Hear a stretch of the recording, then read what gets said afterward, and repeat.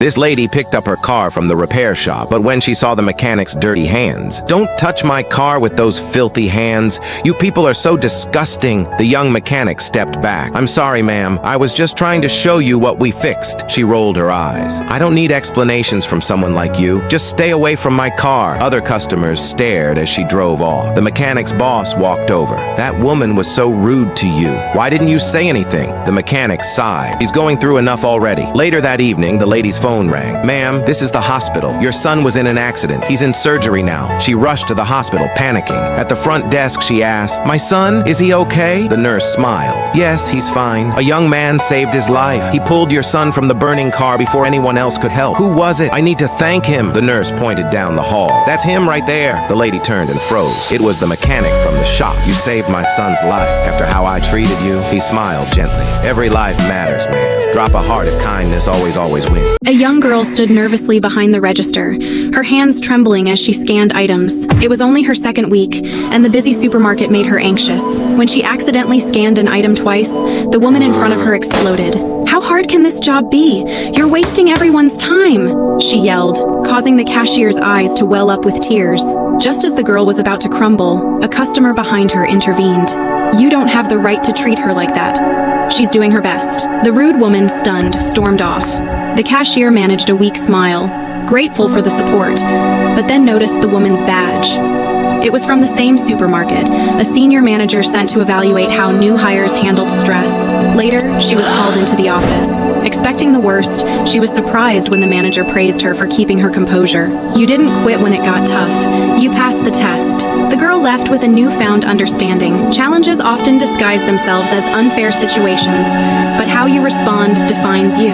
This old janitor walked into the college dorm and started cleaning. An angry student threw his failed test at him. "Get out, old man. This place is for smart people only. God hates me anyway. I'm done trying." The janitor quietly picked up the paper. Then he pulled out money from his pocket. "Here's $200 for your books." The student grabbed it and laughed. Finally, someone useful around here. Days passed. The student kept failing tests. His roommate said, "That old janitor asks about you every day. He's weird. Just ignore him. Why won't he leave me alone?" One morning, the student found an envelope under his door. Inside was $500 and a note. "For your tuition, you matter." He ran downstairs. The janitor was mopping the floor. "Why do you keep giving me money?" "I'm mean to you." The old man smiled. "Because someone once did the same for me." "Who?" "Your father." The student froze. "My dad died when I was little." "You're lying." The janitor showed him an old photo. Two young men in army uniforms. "Your dad saved my life in the war. Before he died, he made me promise to watch over his son. I've been your guardian angel for 20 years. The student fell to his knees crying. "God, I thought you forgot me." "I never forgot you, son. I just worked through quiet hands." Drop a heart if you believe God's love follows you everywhere. A wealthy businessman sits in a hospital waiting room. Nearby, a poor-looking woman kneels on the floor. She quietly prays with her eyes closed. The businessman laughs loudly. "Excuse me, lady.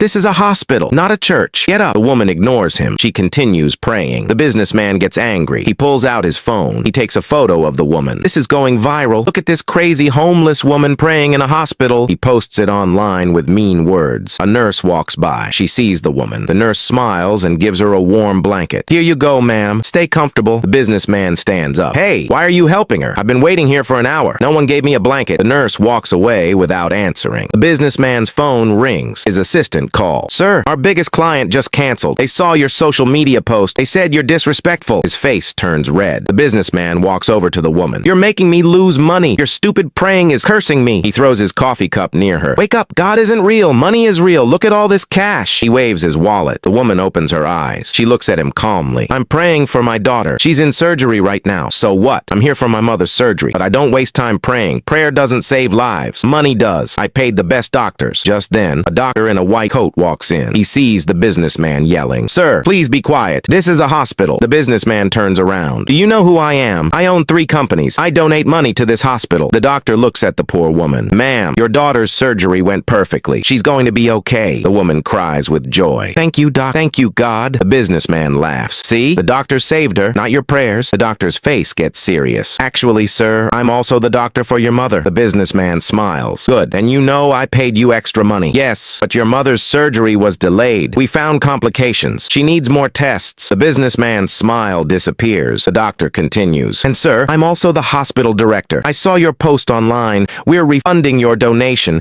We don't accept money from people who mock others' faith. The doctor turns to the woman. Ma'am, your daughter's surgery was completely free. A generous donor paid for everything anonymously. The woman gasps. Who? The doctor points to a man in simple clothes. He sits quietly in the corner. That gentleman there, he's a multimillionaire. He comes here every week. He prays with families and pays for surgeries. A wealthy businessman's jaw drops. The man in simple clothes stands up. He walks over. I heard you say money is more powerful than faith, but true wealth is helping others. Prayer gives us strength. Kindness gives us purpose. The businessman falls to his knees. His company keeps losing clients. His phone rings non-stop with bad news. The woman's daughter walks out. She's healthy and smiling. Drop a heart if faith and kindness are worth more than money. Every Sunday, the son lied to his mother. Mom, I'm going to church now. His mother smiled. God bless you, son. Pray for us. But the son drove to a coffee shop instead. He sat there for 2 hours. He checked his phone and played games. At work, his boss saw him at the coffee shop. The boss said nothing. The next Sunday, the mother asked, what did the pastor talk about today? The son lied again. He talked about love and kindness, Mom. His mother nodded. That sounds beautiful. But she noticed something strange. Her son's Bible looked brand new. The pages were not worn. There were no notes inside. On Monday, the mother went to the church. She asked the priest, does my son come here on Sundays? The priest shook his head. I'm sorry, ma'am. I haven't seen your son in months. The mother's eyes filled with tears. She walked out slowly. That same day, the son's boss called him into the office. I saw you at the coffee shop on Sunday. You told your team you were at church. The son's face turned red. Sir, I can explain. The boss showed him a photo. Your mother was just here asking about you. She was crying. The son felt his heart drop. He grabbed his keys and ran to his car. Meanwhile, the mother walked home in the rain. Tears ran down her face. Why did he lie to me? Did I fail as a mother? She stepped onto the road without looking. A car honked loud. The mother fell to the ground. She didn't move. At the hospital, the doctor said, I'm sorry. She hit her head hard. She's in a coma. The son held his mother's hand. He cried for hours. Mom, please wake up. I'm so sorry I lied. The next day, the son went to his mother's room. He found her prayer journal on the table. He opened it. Every page had prayers for him. Dear God, protect my son. Keep him safe. Help him find his way. Dear God, I know my son is struggling. Give him strength. Show him your love. Dear God, even if he doesn't go to church, I believe in him. Please don't give up on him. The last entry was from yesterday. Dear God, my son lied to me, but I still love him. Please help him return to you. I will pray every day until he does. The son fell to his knees. He cried harder than ever before. 2 weeks later, the mother opened her eyes. She was awake. The son hugged her tight. Mom, I'm so sorry. I lied about going to church. I was embarrassed. I thought faith was for old people. I was wrong. His mother smiled weakly. I already knew, son, but I never stopped praying for you. The son wiped his tears. I promise I'll never lie again, and I'll never be ashamed of faith. From that day on, the son went to church every Sunday. He sat next to his mother. He learned that faith isn't something to hide. It's something to share. Drop a heart if we should never be ashamed of our faith or the people who believe in us. This woman rushed into a church during heavy rain. She saw an old lady sitting in her usual front pew. Move! I always sit there. The old lady smiled softly. There's room for both of us, dear. No, I donate thousands here. You probably give nothing. Move now. The old lady quietly moved to the back. The woman sat down proudly. After service, she approached the pastor. That homeless woman was bothering me again. Can you ban her? The pastor looked confused. Homeless woman? Mrs. Chen has been our biggest donor for 20 years. She built this church. What? That's impossible. She looks so poor. She lost her husband last month. She's been praying here daily for strength. The woman felt her face burn with shame. Later, outside the church, she saw Mrs. Chen giving her umbrella to a young mother with a baby. The old lady walked away in the pouring rain, soaking wet but smiling. The woman ran after her. Ma'am, please take my umbrella. I'm so sorry. Mrs. Chen smiled warmly.